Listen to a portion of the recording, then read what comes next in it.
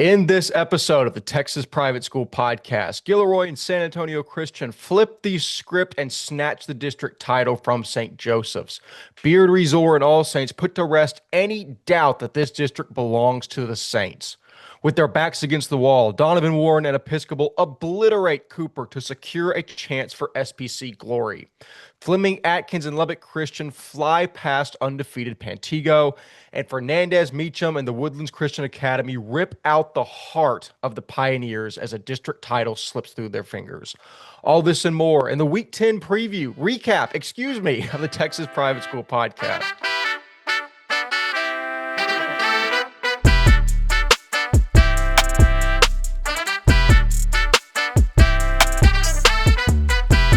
Hello and welcome back to another episode of the Texas Private School Podcast. As always, I am one half of your hosting crew for this episode, Wes Tolleson, joining you from Sunnyvale, Texas.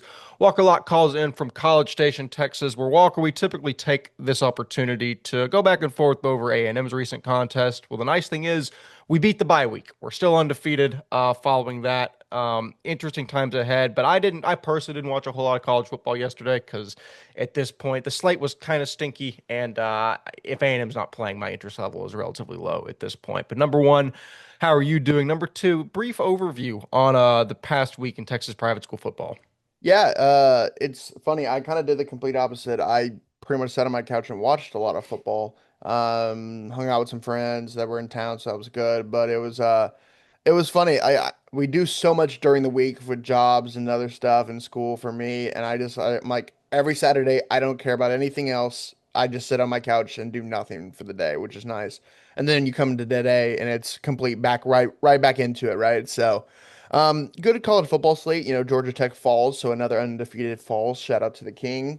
The return of the King, hence Lord of the Rings, will be good when Haynes King goes to the ACC title game in a couple weeks. But um, overall, pretty solid week. Nothing special besides that. So, yeah, nothing great on the college football side. On the Texas high school football side, a lot of district games that mattered a lot. Some interesting games that we'll talk about, saying like the Central Catholic St. Pius game that was interesting. Some other ones, right? So, there's some good matchups this week. I'm really excited to talk about. Supposedly there was a banger in South East Houston that we'll talk about in a second. So it's another one of just, of course I didn't go. Like, who would have thought that was the game that, out of all the games that I could have went to, was that, well, that was the good one. But yeah, good week. Yeah, you truly never know until you get to these games, and we'll go over it in a second. But Ryan and I, going into the Pantego Lubbock Christian game, kind of assumed that Lubbock Christian was likely going to pull away in that one, and we knew that Fort Worth Christian is only about a 25-minute drive from Arlington Pantego. So, given everything that was seemingly on the line for that game, for me personally, we were kind of looking at that score with the side eye because our game started an hour before, and we're like, if that game's close, it's a two-score game by the end of the Lubbock Christian game, we're heading over there. It was not. We'll get into why in a second, but all my assets are back. I have relieved. All of my debt is forgiven, but yet again, we will get to that shortly. But before that, we have a Texas Private School Media football scoreboard to get through and give you some of the action from around the state. As always, the top 5 games in the left-hand column will be reserved for further and more in-depth analysis shortly, but we will start with Argyle Liberty getting a big win over Bishop Lynch 49-13.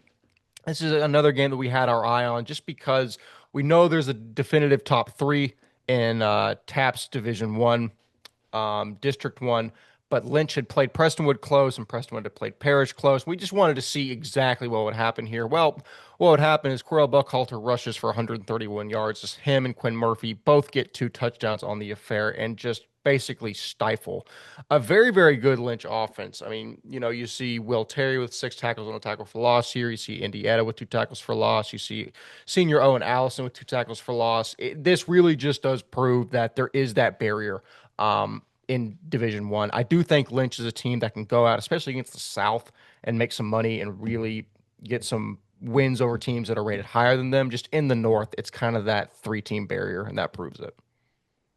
Yeah, moving on to the next game, Concordia Lutheran barely escapes out a win versus Antonian.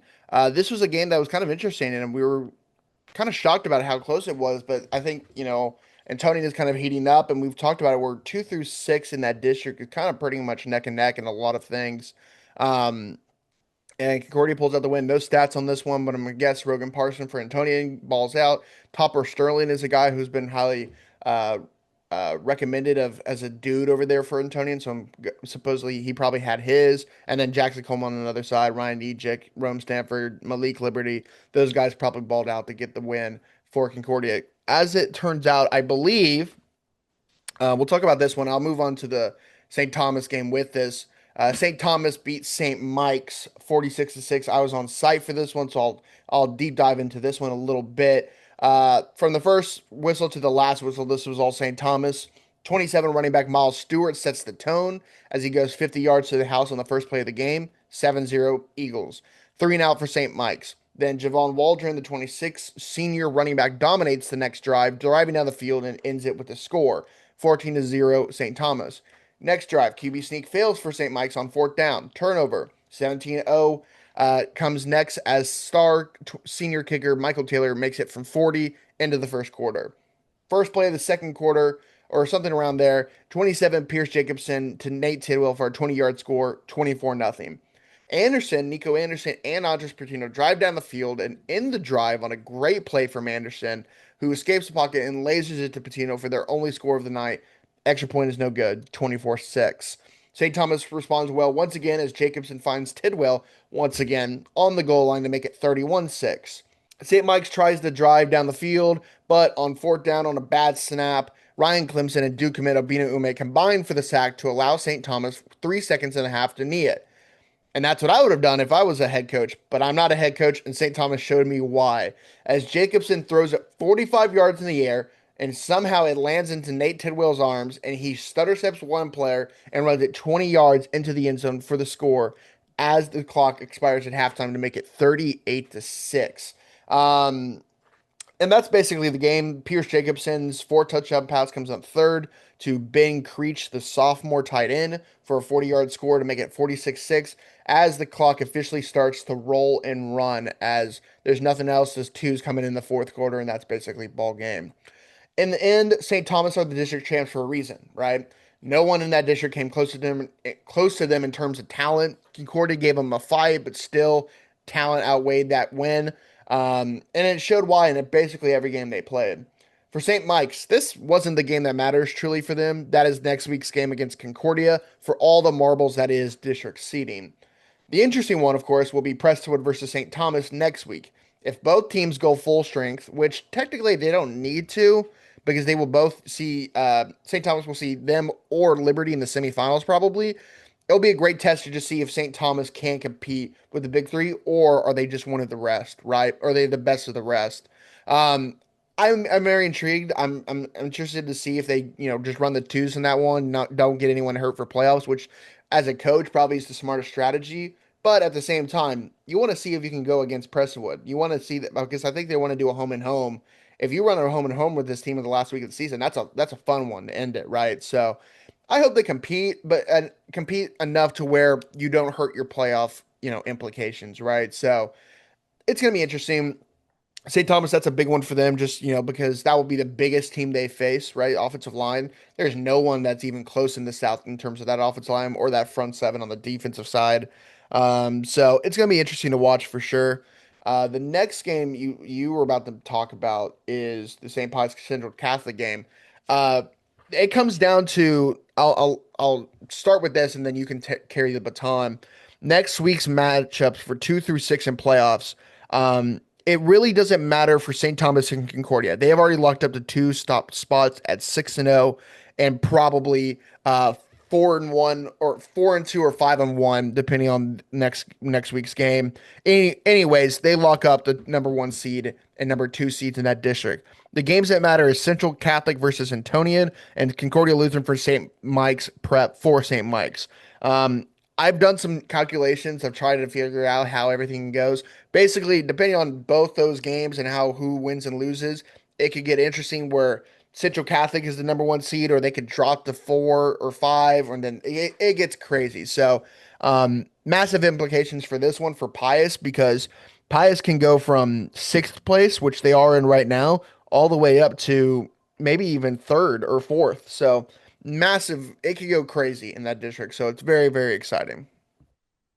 I think that it is. And leading into that St. Pius Central Catholic game, which was also big in terms of playoff seedings for both teams, Central Catholic gets a big 31 to 12 win over Houston St. Pius. And the thing that comes to mind before I even go through the stats is St. Pius was the same St. Pius that came out and technically should have won that game, or at least tied it late against the Woodlands Christian Academy. And since then, it's been hard rock mining for them. I mean, you look at where they are at in the season. They're 4-5. They're 1-4 in district. That lone win coming at St. Mike's, which is a good 31 to 23 win. But again, the game wasn't about St. Pius. It was about Central Catholic coming out, limiting their offense and putting up 31 points, courtesy of a touchdown by junior Tristan Soto, who threw for 21 yards only. Again, most of this was done on the ground as Joseph Carrion got a touchdown rushing, and then Mr. Guevara, the junior wide receiver, with a touchdown as well. But again, ultimately, look at the defense. You have Zach Meddy with 3 tackles for loss. You've got Michael Munoz with 3 tackles for loss, and guys like Mark Luna and then Mr. Hernandez with 2 tackles for loss each. Again, Central Catholic, and again, if I would have fully clocked that this game was at Central Catholic, I probably wouldn't have picked St. Pius because that was my one loss on the slate. That's such an electric home field atmosphere. If you haven't watched a game, this is coming from someone that hasn't seen a game but would like to and just sees everything that goes into that. It seems like one of the most electric places to go catch a game. But yet again, shout out to the Buttons. Have a lot going on. As Walker mentioned, 1 and 2 are locked up in that district moving forward. But again, 2 through 6, it's anyone's game at this point. So keep an eye on how the seeding in the South shakes out in the next couple weeks, or next week only, actually, as it's the last week of district play. Yeah, that Central Antonian game for all the marbles, that rivalry. I mean, what more do you Woo. want? And also, one thing to mention, that St. Pius team, for all the hype we gave them during the season, just not living up to it is it's interesting, man. It's sad to see because Trey Finney played in that one game against Central Catholic and still got locked up, which means shout out to Central Catholic, man. That's a huge win for them. So very interesting to see. I mean, they if they hit the portal hard, they still have Amir, they have Trey Finney coming back, they have pieces coming back, but that's a rough loss for the Pius Panthers. Moving on to the next game, another loss for another cat. Grace Prep beats Grace Community 55 to 34 in a big win for Grace Prep. Noah Bonjour leads the way, 25 carries, 300 yards on the ground with 3 touchdowns. And then Cohen Jurgensen he went 8 of 16, 134 passing with 2 touchdowns. And then 13 carries, 136 yards on the ground with another 3 touchdowns. A great night for those two players. Carter Smith and Jackson Bryson, the junior and sophomore respectively, both catch a touchdown pass. Man, it's a big, big win for this team, man. It's that Grace Prep, is coming up. They're one of the smallest teams in Division Two, and they beat Grace Community. Yes, we can talk about Grace Community not having their quarterback, and I know Wes would want to make sure you want to mention that, and that's a drastic change. But for a Division Three team for the past couple of years, beating a team like Grace, that's a huge, huge win. I believe this now knocks, if I make sure correctly, this knocks Grace Prep into the what I believe that fourth place spot in district, and then that knocks Grace Community into the fifth place spot in that district. While Grace Community will play Woodlands Christian round one at against TWCA, and then Grace Prep gets the luck of the draw to play All Saints round one. Either way, So uh, it's better that we lost that game. maybe, honestly, for sure. So it's a luck of the draw, I guess, for both teams that, the game doesn't matter in the end of things, but it's still a program defining win for Grace Prep and over a team that's historically a really solid team in Division Two. I appreciate you saying that. That last line does make me feel better. But yeah, huge win for Grace Prep, especially pretty recently coming up from TAPS Division 3. Moving on to Second Baptist versus Fort Bend Christian, where Second Baptist gets a commanding 49 to 7 win over Fort Bend.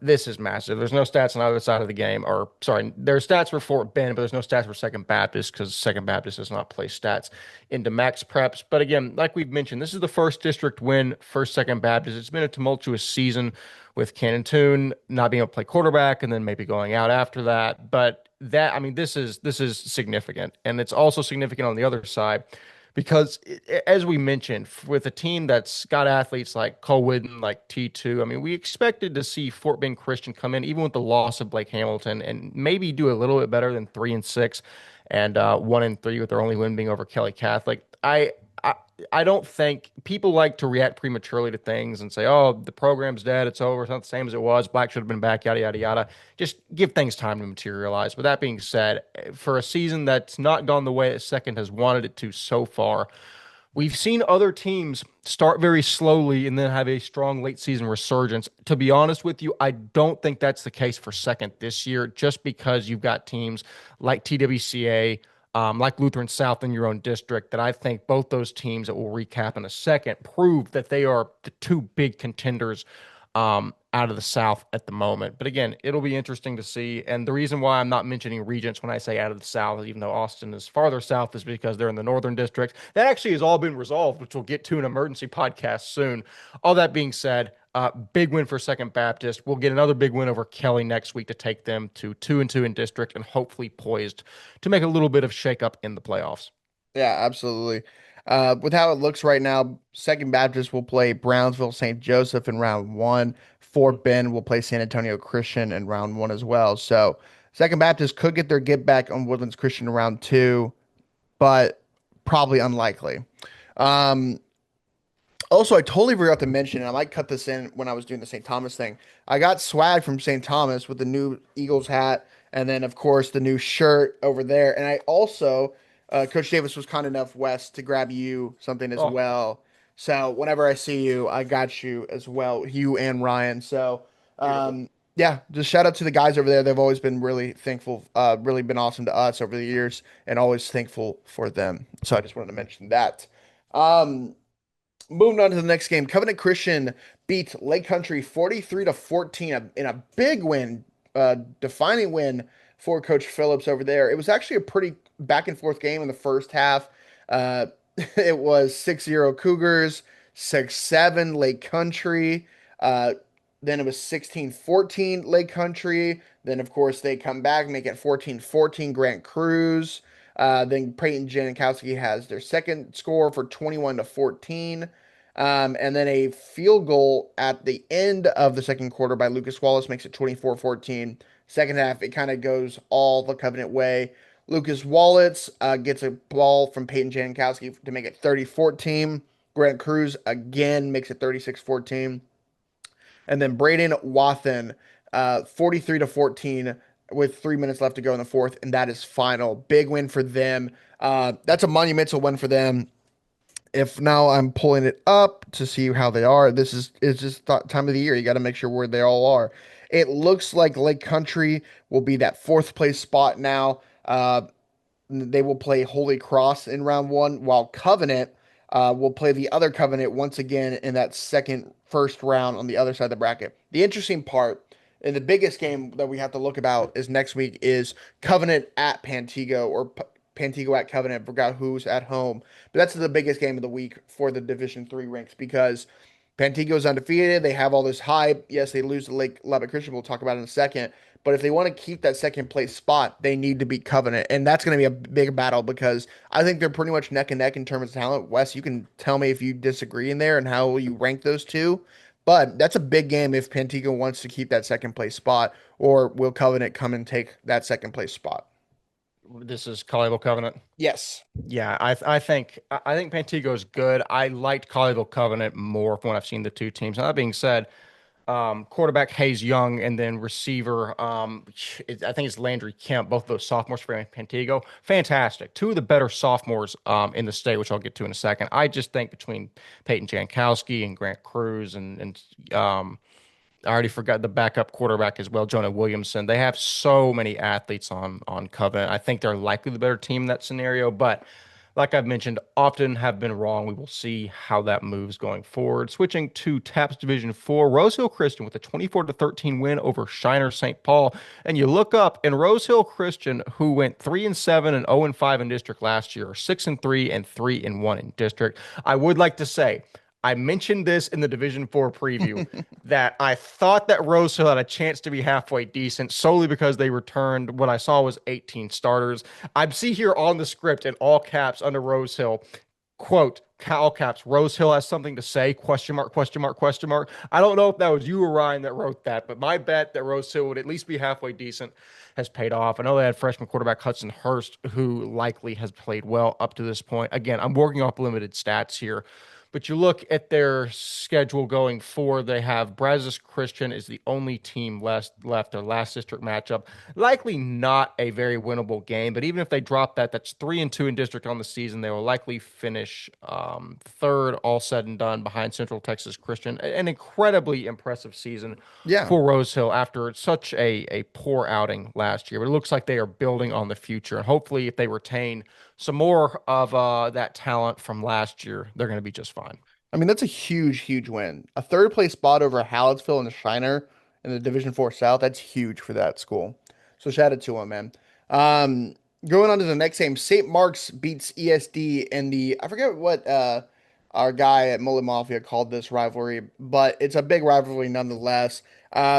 I think the story of the game is Donnell Dixon. So what we heard from this game, we had someone from the inside telling us about it. Basically, star running back, of course, for St. Mark's, David Dixon, is taken out in the very start of the second quarter, and they're like, okay, what do we do? And younger brother Donnell comes into the game and uh, steps up to the plate and dominates ESD in this one. The touchdowns, Blaze Schumacher has a QB sneak, and then he also found Schumacher found tight end Grant Kennington for a score. He also found then Donnell Dixon for the game winner to make it 21-14. Supposedly Max Say had the best performance of the game on that St. Mark's squad at the safety position, constant tackles all around that game.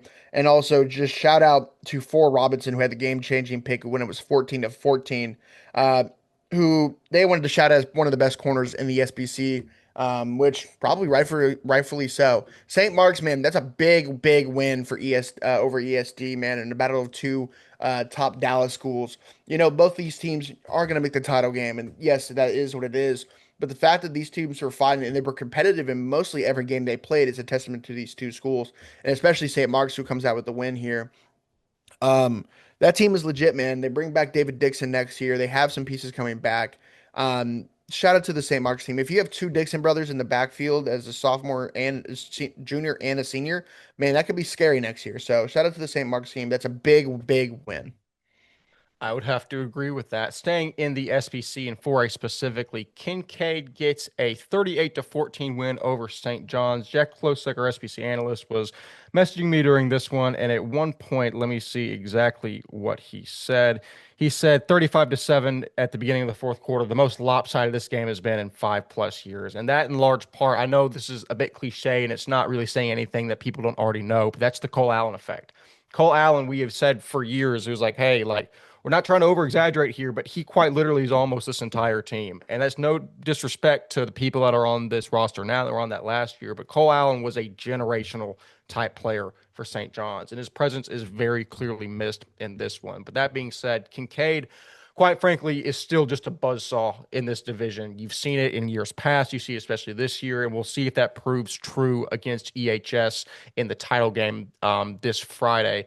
That being said, Ross Wynn, the junior, who's proven fantastic, had 200 yards and 2 touchdowns on the contest. Walker, are you going to go over or under Wayne Shank's 150 rushing yards in this one? Over. It was actually under. It was 136 off 19 carries and 1 touchdown. They still had 230 rushing yards overall. Robertson, the sophomore, had 80 yards off 10 carries to average 8 yards per rush. On the receiving standpoint, Andrew Donnelly had a touchdown and 72 yards, and Wayne Shanks also caught a touchdown because he's going to catch touchdowns, rush touchdowns. And also, if I remember correctly, Wayne Shanks had a kick return touchdown as well. He did. Yes, he did. So Good for Wayne him. Shanks had a rushing touchdown, a receiving touchdown, and a kick return touchdown because, I mean, why not? He does quite So I literally was everything. kind of over total yards, not over rushing yards, That sadly. is true. Yeah. Oh, you know what? If I was a stickler, I'd say no because that's all purpose. But that is, I'll give you that one. You are Yeah. correct there. And Uh, then also, I want to make sure that I get this right. If we go to defensive statistics, Miss sophomore Jordan Young had one interception, a 90-yard interception return touchdown, as that accounts for all the points as Kincaid gets a 38-14 win. Again, just absolute buzzsaw, but EHS has proven electric as well. That's going to be, it's the two best teams. We couldn't ask for the two better teams to play in Houston on Saturday, excuse me. no, no doubt. Moving on to the next game, 50-30, Grapevine Faith loses to Midland Christian. I believe this was without Cosby as well. Putting Mm. up 30 on a Midland Christian defense is not bad. Shout out to them. But yeah, Midland Christian rolls in this one.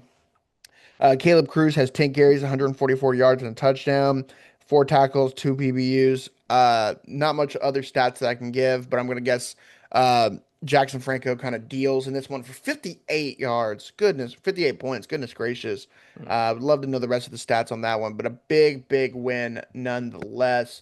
Um, Midland rolls and Grapevine Faith. Now, okay, I want to mention one thing, and I don't know if they have it on here. Okay, so I found this out last night when I was looking it up. Southwest Christian lost to TCS Lubbock. And what that means, I believe, is that there are three teams now tied for fourth place in that district because Grapevine Faith is 1-3, TCS is 1-3, and then SES is also 1-3. Southwest Christian will play All Saints this week. That means they're probably out, right? So Grapevine Faith and TCS Lubbock. So TCS Lubbock plays Midland last week. They'll lose that one. And then Grapevine plays Fort Christian. So they'll all be 1-4 in that thing. So it'll come down to point differential, which I believe that means Grapevine Faith still gets into the playoff, and SES gets knocked out of that fourth place spot in that district, which is kind of crazy. I mean, we've heard that Trey Mosley is not playing, which is huge, but yeah, that's a what is it, like a roller coaster just straight down for SES, man. You It's eerily reminiscent of every Aggie football season up to this point over the last 10 years. It really is. Yeah, you're not wrong. And you lost to a TCS Lubbock team that's moving down to Division 3 this next year. That's not what A you want to TCS see. Lubbock team on the flip side that almost beat All Saints. Good point, right? But man, huge win for Coach White out there in TCS Lubbock. That's a monumental win. I forget the final score. I'll pull it up right now because we want to shout them out. 24-14, a 10-point win at SES too. They went to Fort Worth and beat them. Um, I am, my alma mater is my alma mater, and I want to shout them out. But man, you just don't want to see that. You don't want to see that at all. So I You think talk them. about Cole Allen being almost an entire team. If Trey Mosley really is gone and off that team, that's a very stark reminder that he was also not the entire team, but the large engine of the offense. Gosh, man. So, thank you, TCS Lubbock and Riley White, for ruining my our birthday party, basically. Grapevine Faith, congratulations. I believe you were in. I think it will. I think it comes down to who can score the most in that last week, right? You have to put up points, and I think out of any team, Grapevine Faith will be able to put up the most points on Fort Worth Well, Christian. no, because that's only point differential within those three games. Oh, I don't think it's district point different. And technically, it's very likely point differential, but technically the tiebreakers, there's not a universal taps tiebreaker. Each district decides what the tiebreaker is. And I think the de facto one is point differential. But there's oh, also coin flips are also an option. So maybe that would be even more fun if this yeah. got decided on a coin flip. No doubt. We will one of the things we'll do for the preview episode for week 11 is we'll go into all the playoff seedings a little bit more. That will be we will finalize all those, like, okay, what is this going to look like? We'll finalize the answers for that by then. So, yeah. We will. Move- Absolutely. Moving on to a game in TAPS Division 1, we see Preston get a 63-14 win over TCA Addison. Not a whole lot to report here. TCA is 5 in district. They've gotten pretty much massacred over all the teams they've played, which again, most teams in TAPS would. But in terms of the stats, senior Luke Glass throws for a casual 278 yards and 2 touchdowns. Trot O'Neal gets a rushing touchdown. Braden Bixler, the sophomore, gets 3. Luke Glass gets 2 rushing touchdowns, which is not something you see every day on 36 yards. And then obviously the senior William Taylor rushing for 100 yards and 1 touchdown as the Lions scored 7 rushing touchdowns on the contest. And that, quite frankly, was the story of this game. So guys like Kaylor Panajon, AJ Morial, and Gabe Tyree with the tackle for loss. Ultimately, this, if you would have told me to pick a score for this game, I probably blindly would have told you 63-14. Big win for Prestonwood as they move into an even bigger matchup with Houston St. Thomas next week. A good tune-up game, I would say, for that one. Absolutely. Moving on to an actually pretty good game down there in Austin. Hyde Park narrowly beats Brentwood 35-30 on the back of Moffitt and Bartholomew. Crawford Moffitt goes 24 of 33, 330 yards and 3 touchdowns. And then Brendan Bartholomew, the senior, goes 27 carries. Whew, what a night for him. 250 yards and 2 touchdowns. What a night for him. Crawford Moffitt also has 30 yards on the ground. I remember watching Brendan Bartholomew as a sophomore or freshman when I wanted to watch Carter Brawl versus Leighton Riviere and Savio back in the day in that matchup. So shout out to that kid for dominating these past couple years. Hudson Hart, the senior, goes 115 yards and a touchdown. Garrett Gunno, 113 yards and a touchdown. And then Tom Burgess, the sophomore, 66 yards and a touchdown. On the overall, a great night for Hyde Park. Brentwood, that offense is always kind of scary with Braden Jennings and company. But Hyde Park pulls out the win, and they are fighting for an undefeated spot, or they're undefeated in district right now, and they will play Regions for the district championship this last week of the season at Regions.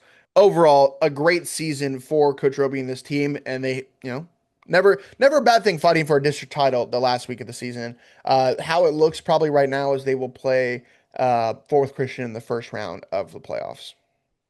Definitely. So moving on back to some DAPS Division 4 action. Central Texas Christian gets a 43-14 win over Hallettville Sacred Heart. Again, a fantastic season by Austin Evans and the Lions, save for that one snafu against Brazos Christian, which I don't know if that margin be that wide if they play again. But the problem is we're not going to see that because Central Texas gets banished to First Baptist's side of the bracket where Brazos Christian escapes them. All that being said, a big win for them in this game. Don't have stats in front of me, but an 8-1 and 3-1 season in district for Central Texas, building on a 9-3, 4-1 record last year. It's just incredibly impressive what they built down there, especially the caliber of athletes that they just lean on at running back, whether that's the Tabor Tysons of the past or the Austin Evans of the future. You got to credit him, the lineman up front, everyone involved. Big, big win over Hollisville Sacred Heart. Yeah, absolutely. Moving on to the next game. First Baptist beats Atlas Homeschool 41-26. Not much to say here. I think Dylan Jones had a great night, couple touchdowns at least. Micah Foster has a pick six in this one for 45 yards. Georgia Ananasis has a touchdown running the ball. Not much else to say. I'm going through the score tracker and I'm trying to do as much as I could, but big win for them. First Baptist, another test before they go into playoffs and, run the slate. So good win for First Baptist. Definitely so. Moving on to another contest, Tomball Christian Homeschool. Not basically, they kill TMI Episcopal 52-21. I love talking about Tomball Christian Homeschool because you look at the last 3 games they scheduled before TMI. No, I'll go last 4. It's TAPS Division 2, Fort Bend Christian, TAPS Division 2, TWCA, one of the best teams in all of TAPS, SPC 3A Houston Christian, TAPS Division 2, Brook Hill.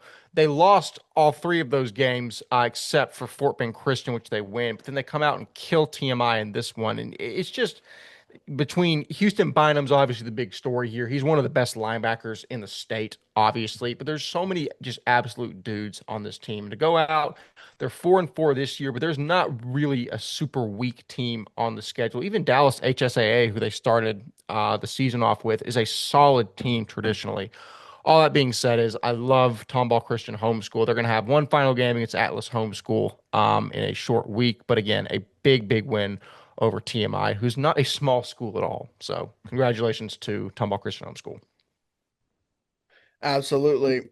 Moving on to the next game. Frisco Legacy wins big over Nolan Catholic, 60-13. Goodness Ooh, gracious. Uh, Great night for Luke Lawrence. 6 of 11, 144 yards and a touchdown. We have three guys do a passing touchdown, by the way. Tay Haynes, the junior, 3 yards and a touchdown, or 58 yards and a touchdown. Uh, I think this is the backup. Trajan Alexander throws. He goes 6 out of 11. Or sorry, goodness gracious.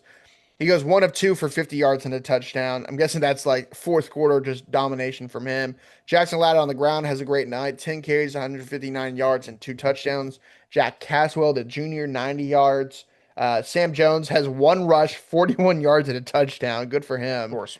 Luke Lawrence, another touchdown on the ground. And then Alexander, again, the backup quarterback, with a touchdown on the ground for 8 yards.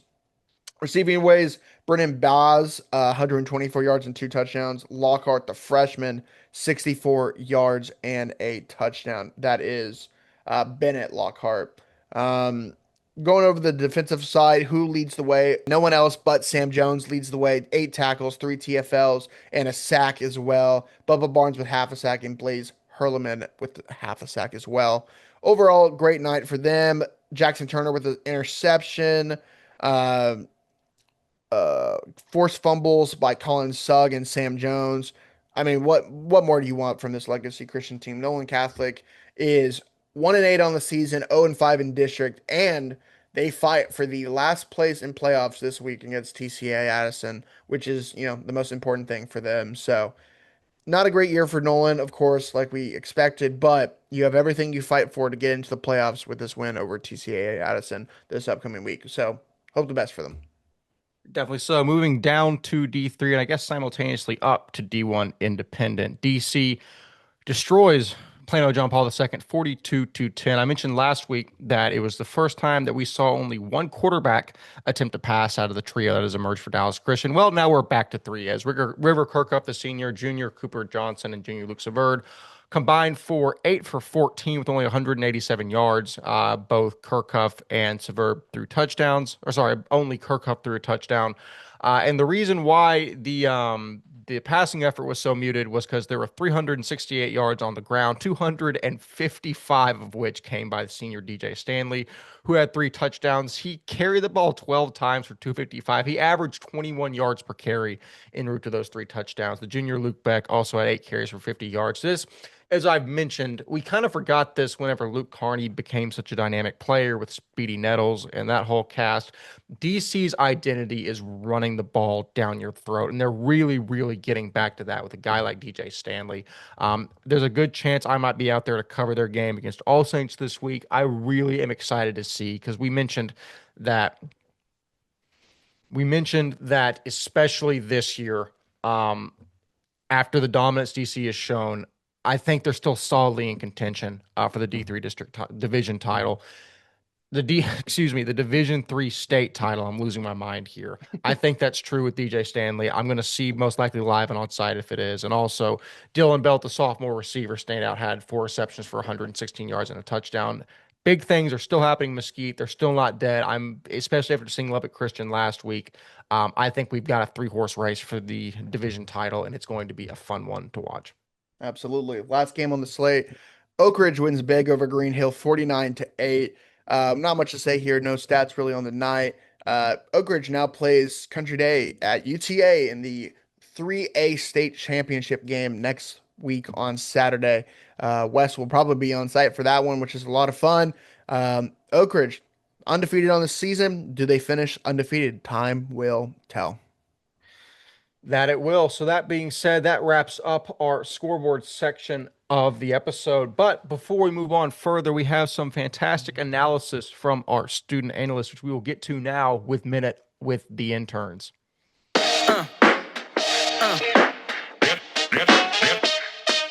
It was a huge night for the Woodland Christian Academy Warriors as they powered through Lutheran South Pioneers in a 52-45 victory.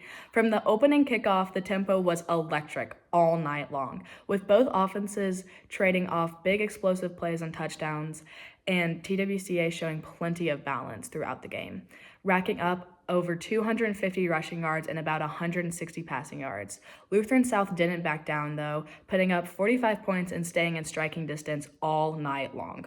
But it was the Warriors' big defensive plays they had in the fourth quarter that got them to seal the deal.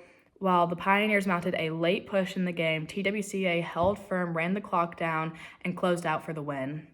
For the Warriors, this victory keeps the momentum strong as they head into postseason with playoff games and potentially state championship down the line. For the Pioneers, though, it was a tough loss, but plenty of offensive talent to be used in the future. In a game for the TAPS Division II District 3 district title, San Antonio Christian comes out on top over St. Joseph Brownsville by a final score of 20-19.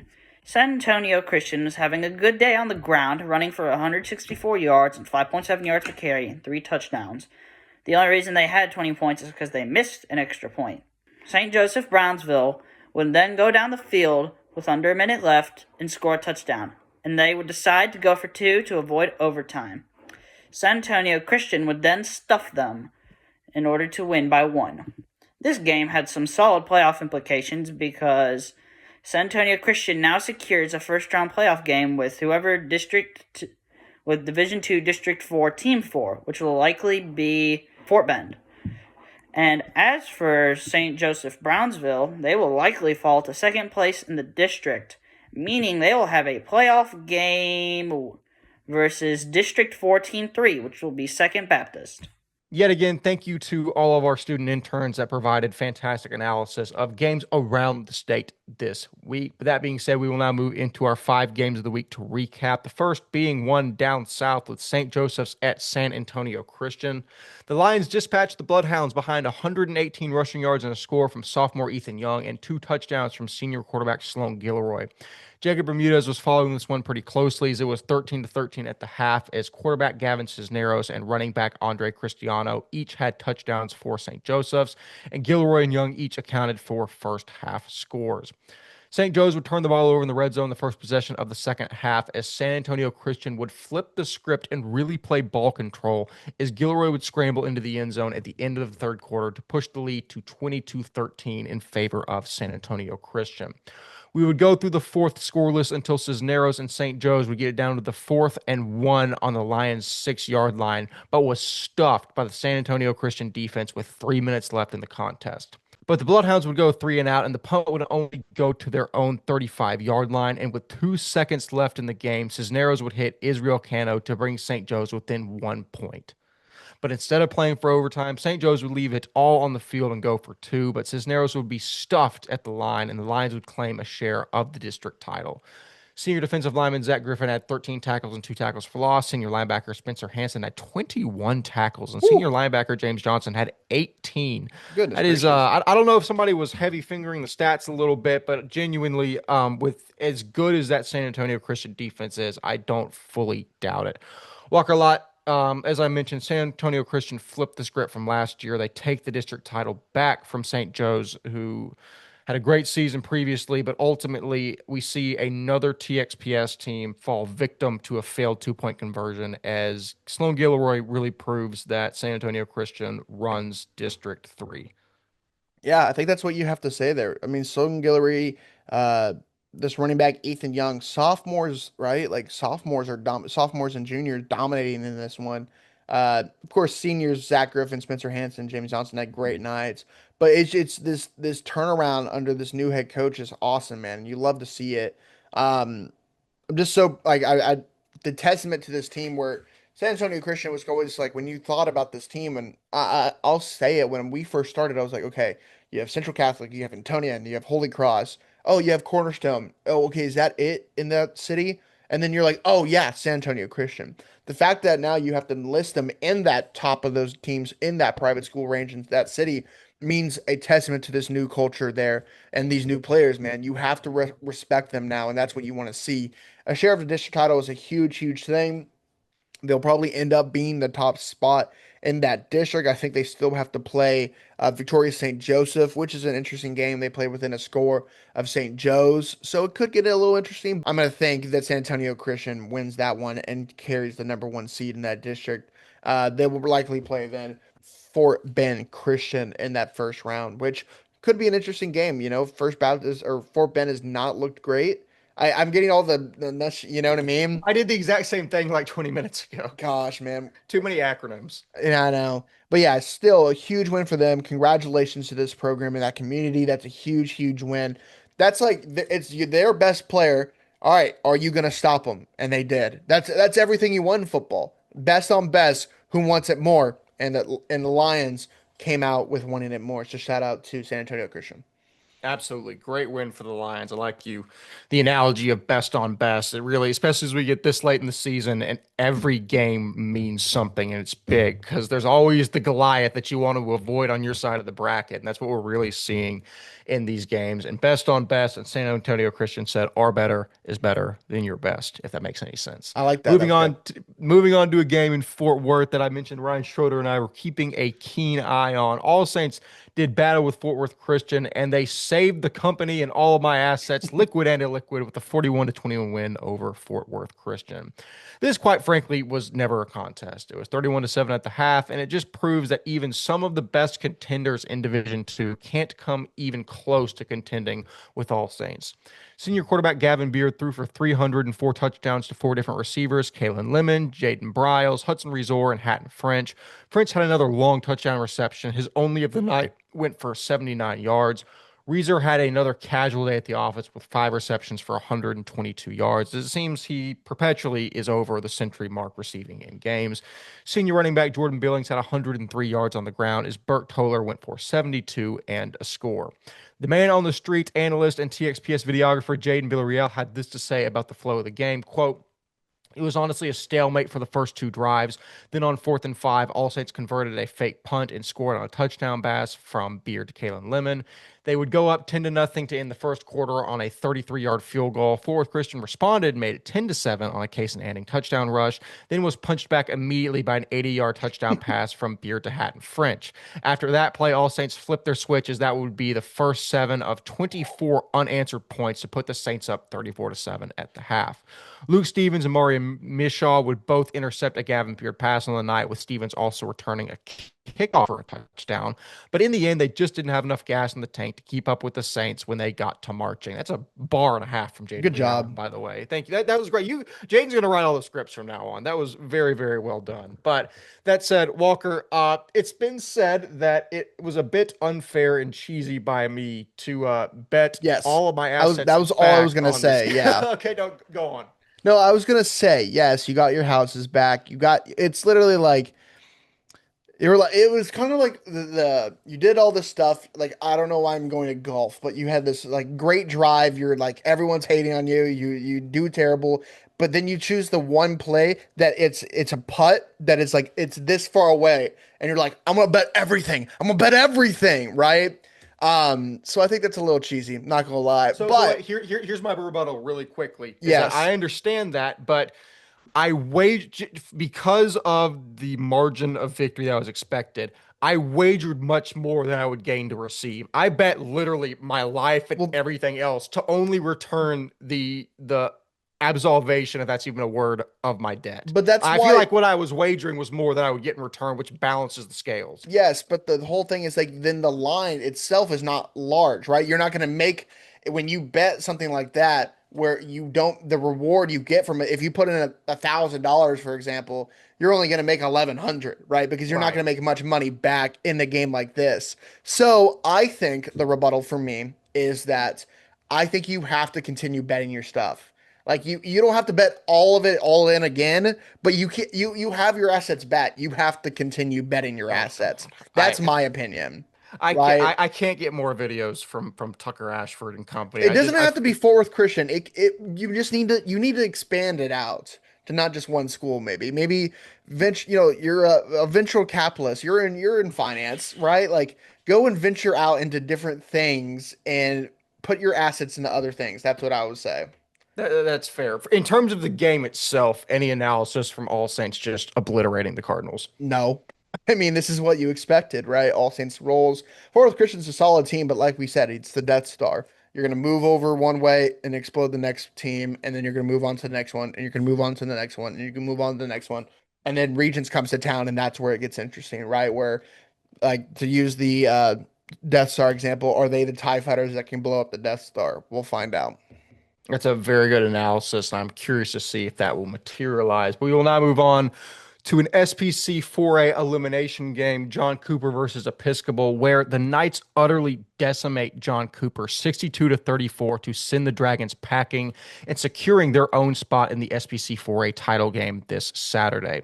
Sophomore quarterback Donovan Warren proved why he is one of the best in his class, throwing for 328 yards and 4 touchdowns and rushing for 86 on only 11 carries.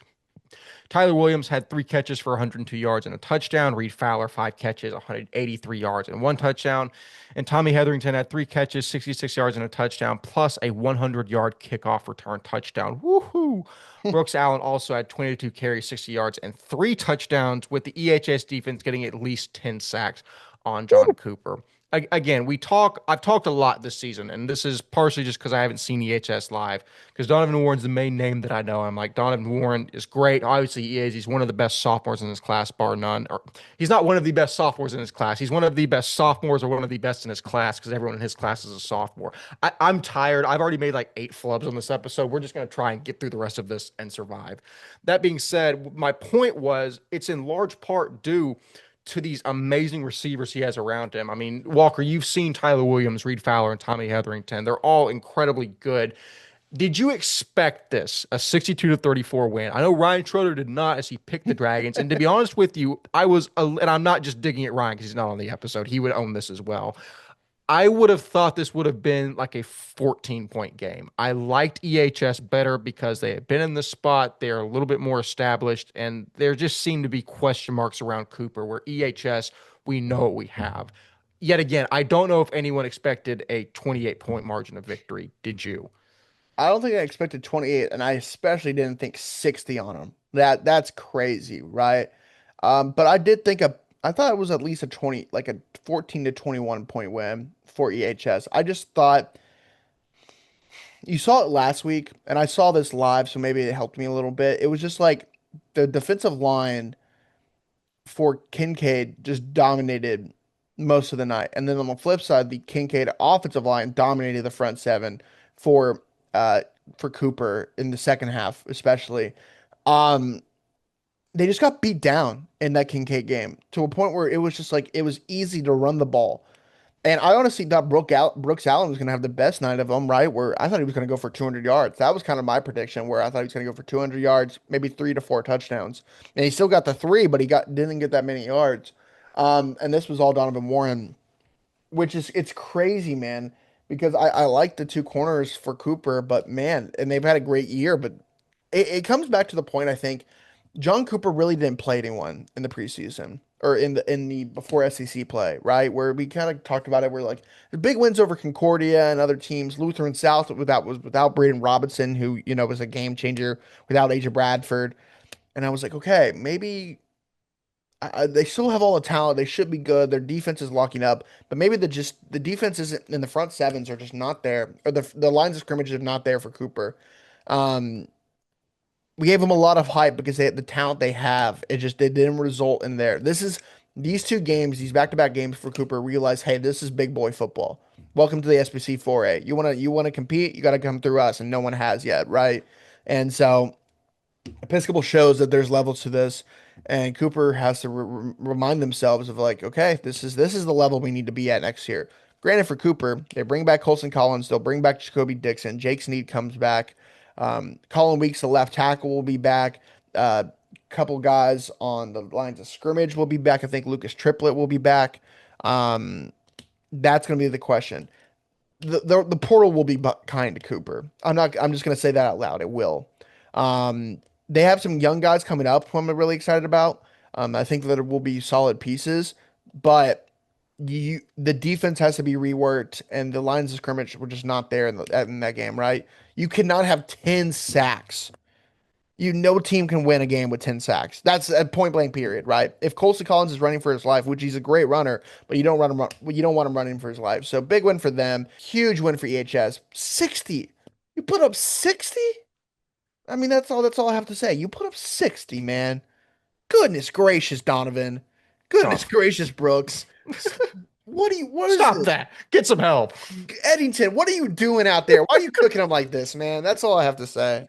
Yeah, I can't explain to you how jealous I am that you get to watch Kincaid and EHS. Because I remember these were a lot of the teams that I would watch whenever you were still with Texags and I was in Yeah. College Station. So them, St. Thomas, that was my bread and butter for like the first 2 years we were on the program. And now like I don't get to see like Kincaid St. John's or Kincaid EHS anymore. And it's just I'm glad that I can vicariously or that's embarrassing. I don't know which one, vicariously live through you in this regard. But I'm incredibly jealous of the game you'll get to witness. But I'm also excited for my own SBC title matchup between Country Day and Oak Ridge. But that's neither here nor there because we're going to get to a game that I was live and on site for, a big TAPS Division III matchup in Arlington with Lubbock Christian versus Pantego. As Lubbock Christian comes out and states emphatically that they are still the top dogs with a 40-8 win over formerly undefeated Pantego. Following a methodical 8-minute drive that was ultimately fruitless, Lubbock Christian would quickly open the scoring with a 69-yard touchdown bomb from quarterback Jason Fleming to wide receiver Keaton Lee. Senior athlete Day Atkins would then explode off a direct snap for a 70-yard score to push the Eagle lead to 16-0.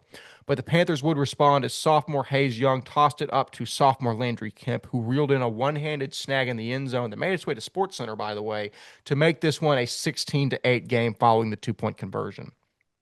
Day Atkins would then punch it in from 10 yards out for his second score of the evening to make it 22-8 in favor of Lubbock Christian.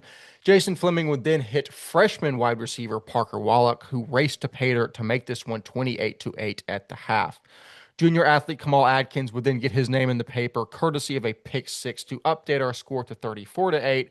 And Day Atkins would cap the bludgeoning at 40-8 with an 87-yard sprint, as the Eagles proved they are not concerned with a district title, but a state one. Bar. Walker, it was interesting going into this because we picked this as a game of the week largely because it's two undefeated teams in TAPS Division III. We wanted to see, number one, if Pantego was for real, but number two, if Lubbock Christian was really a state title contender. And honestly, if you asked, well, we said this on the episode too, if you asked any of us before that game, we'd say, yeah, Lubbock Christian's probably a 28-point favorite in this game, just because, like I said, history doesn't always repeat itself, but it often rhymes.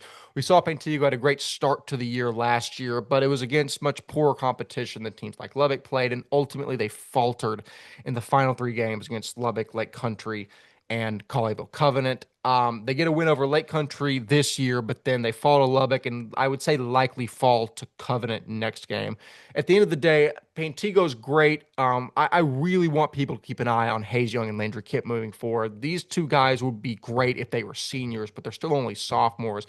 And I think they're going to be a core that Pantego is going to be able to build around for the years to come.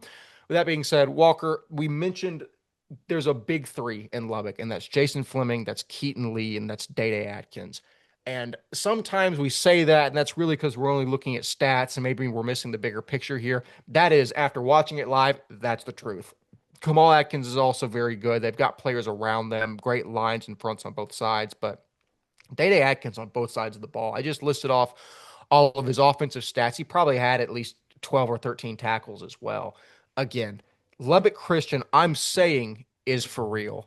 Between them, Holy Cross, and Dallas Christian, it's a race at the top of Division III. I'm curious, based on the coverage that we provided, the stats I just listed off, what does this tell you about the Eagles of Lubbock Christian and Pantego as well? Yeah, I just think it shows that they're legit for Lubbock, man.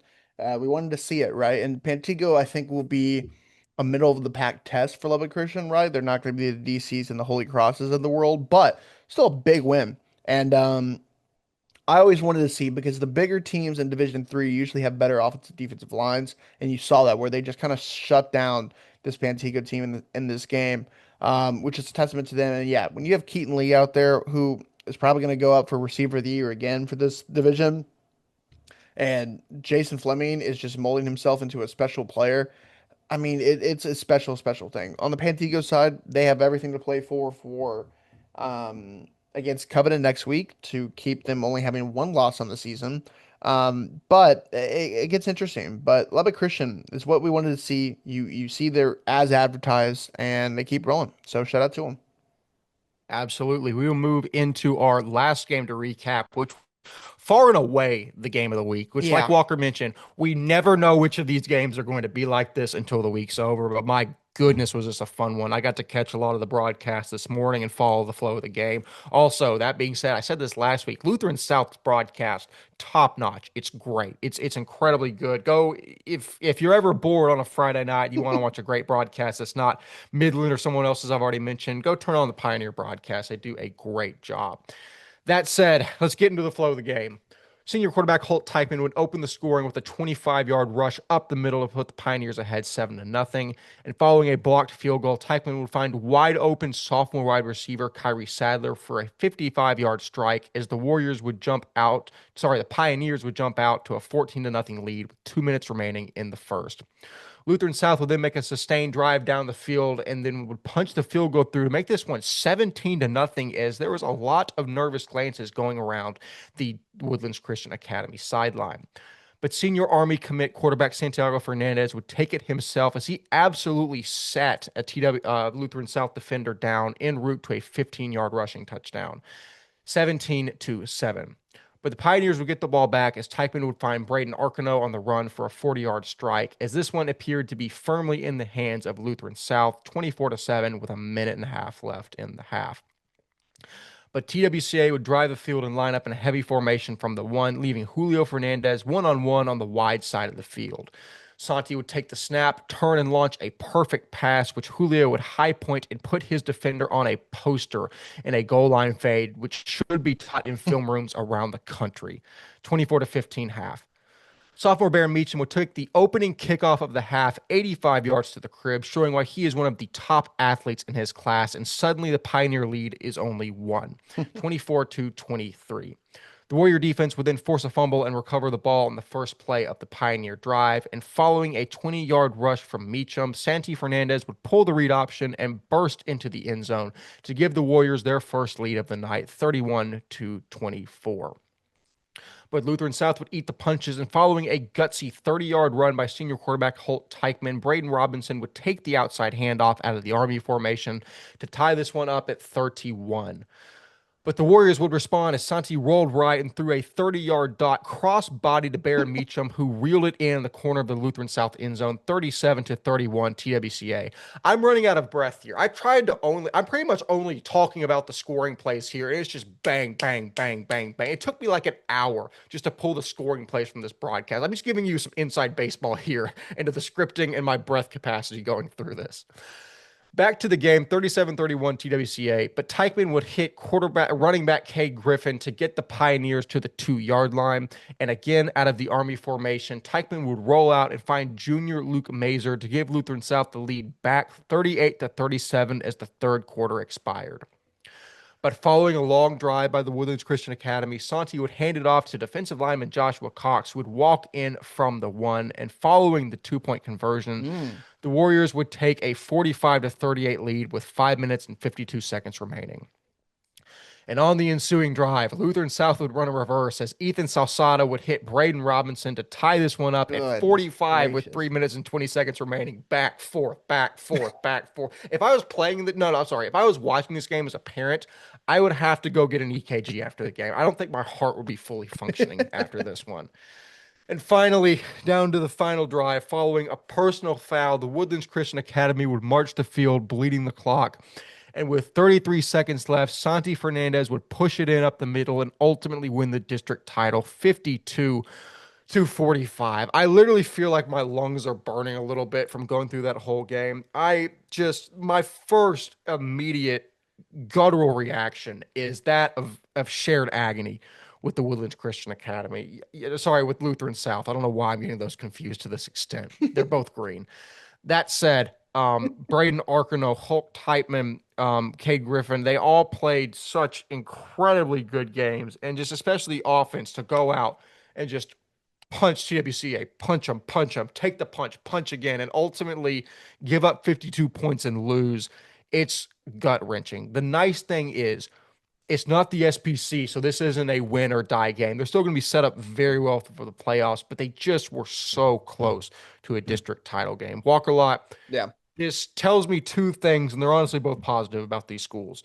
The first for TWCA is they can be challenged and win games. We saw this Yeah. earlier in the year against Houston St. Pius. We see this now against a very good team in Lutheran South. The most basic answer here is I don't think you would want to see Lutheran South put up this many points and make this as close of a game as it was.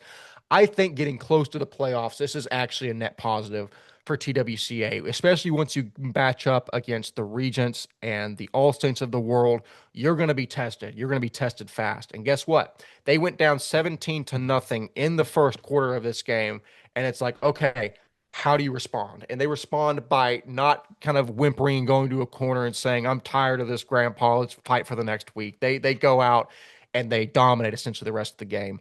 The flip side of this is that Lutheran South is legit. I know, we went back and forth on this. They had some shaky contests. Ultimately, this was the team that we thought could have been second in the district moving forward, and they proved that. Because I am running out of air and I quite literally cannot talk about this game any further, what does this contest and the result of it mean to you as we inch towards the playoffs? First, I just want to say absolute cinema. I'm doing the Martin Scorsese meme. Absolute cinema. That's what football is, man. That's what I'm so mad at myself. I didn't choose that one. I was like, oh, I have to drive to the other side of Houston. I don't know. I think TWCA will just win and just win big. And God, was I wrong. And I wish I was there. So shout out to Lutheran South for making this a game. Yeah, I think firstly you have to say, yeah, like that's a testament to this Lutheran South team. This culture that Kobe Meekins is doing over there is insane. They're growing up year after year. They're fighting for a district title, and they were a touchdown away from doing it, which I don't know if they've ever done in football ever. And that's also a testament for them because they're moving up to Division One next year. You need that. You need that experience with Meekins and being like, this is the level we'll play against, and we're gonna win a lot of games. And so, yes, you're without Braden and Asia Bradford next year, but you have pieces coming back that and the portal will be kind for you. They're the only big school that moved up.